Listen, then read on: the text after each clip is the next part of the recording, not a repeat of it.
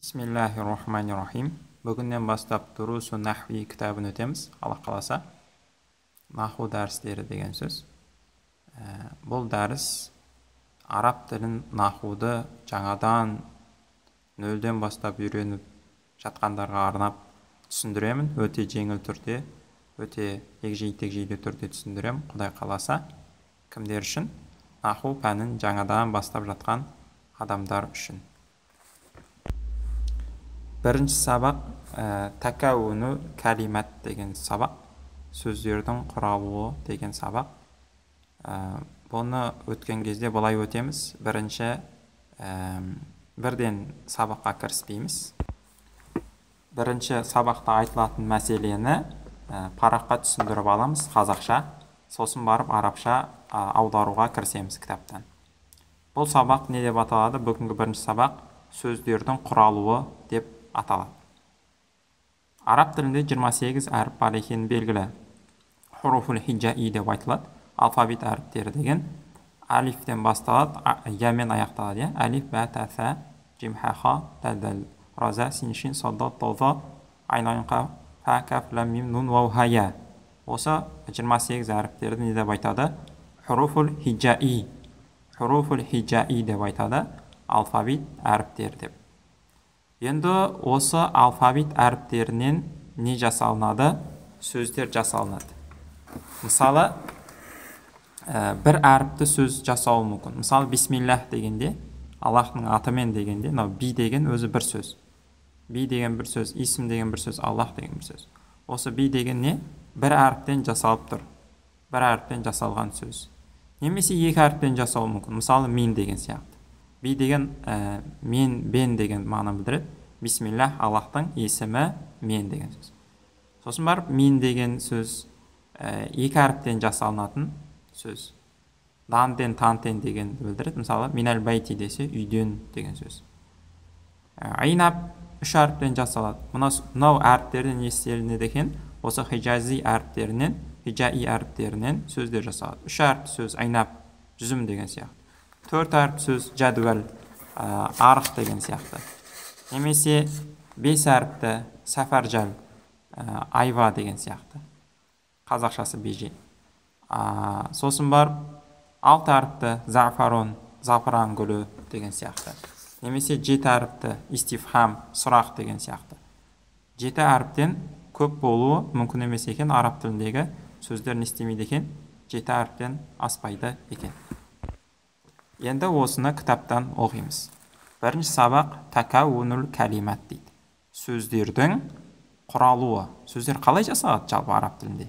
Сол туралы айтпақшы. Минал хуруфил хиджаияти татараккабул калимату дейді. Алфавит, хиджаи деген алфавит деген сөз.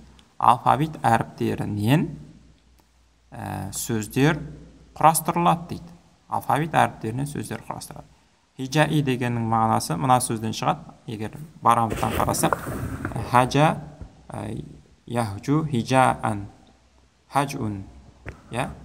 Дұрыс айту, дұрыс оқу деген мағынаны білдіреді. Хиджаун деген тікелей мағынасы, хиджаун деген мағынасы. Дұрыс оқу деген мағынаны білдіреді. Яғни, дұрыс оқудың әріптері деген сияқты. Бірақ алфавитте аударамыз.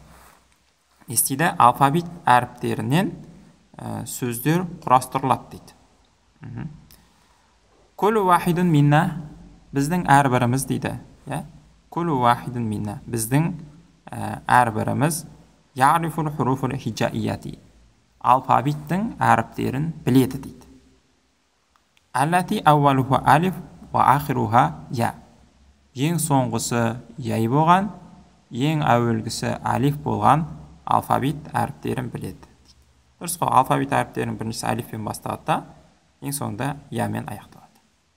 Фамин хазихил хуруфи, осы 28 әріптен, фамин хазихил хуруф, осы харіптерден, татакавану жамиул калимат, сөздердің бүкілі естейінеді, жасалынады. Татакавану жасалынады, жамиул калимат, бүкіл сөздер жасалынады. Аллати натафаллазу биха фи мухадасатина, өзіміздің, біздің мұхаддаса деген сөйлеу деген сөз. Біздің сөйлесу барысымызда естелінетін наталаффазу, оны айтатын сөздер құралады дейді. Жамиу калимат, бүкіл сөздер, аллати, сондай бүкіл сөздер, қандай бүкіл сөздер? Наталаффазу, біз айтып жүрген дейді. Биха, оны, яғни сөздерді айтып жүрген, фи мухадасатина, бір-бірімізбен сөйлесу кезімізде. Мухадаса деген бір-бірімен сөйлесу деген сөз. Бір-бірімен сөйлесу кезінде айтып жүрген сөздердің бәріға осы 28 әріптен құралады дейді.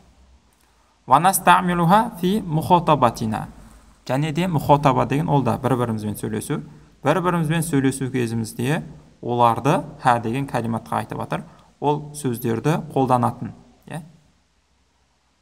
бір-бірімен сөйлесу кезімізде қолданатын сөздердің барлығы осы 28 әріптен құралады дейді.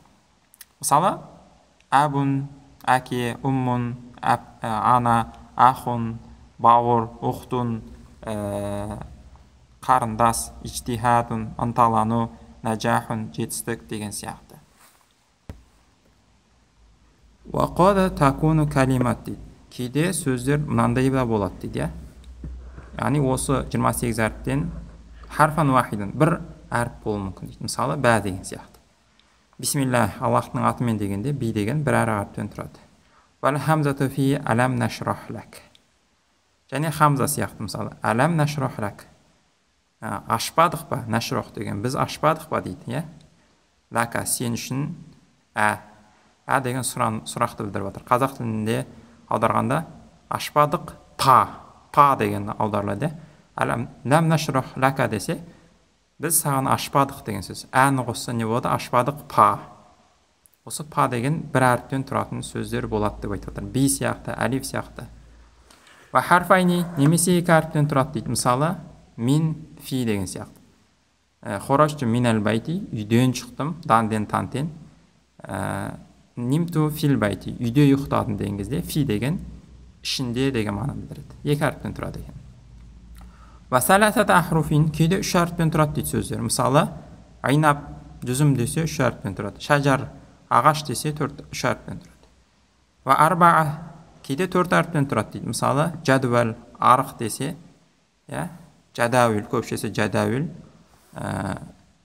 Немесе жаафар десе, бұл да арық, бұлақ деген сөз, көпшесі жаафир. Немесе бес әріптен тұрады дейді. Мысалы, сафаржал. Сафаржал деген мағынасы айва деген мағына білдіреді. Қазақшасы беге немесе беже. Немесе алты әріптен тұрады дейді. Мысалы, зафарон деген сияқты. Мағынасы шафран, крокус, орысшасы, қазақшасы зағыпыран гүл түрі дейді.